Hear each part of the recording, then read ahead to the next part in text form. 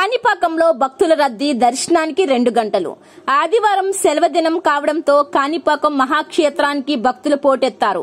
వినాయక స్వామి దర్శించుకునేందుకు బారులు తీరారు. దీంతో సర్వ దర్శనానికి సుమారు 2 గంటల సమయం పడుతోంది.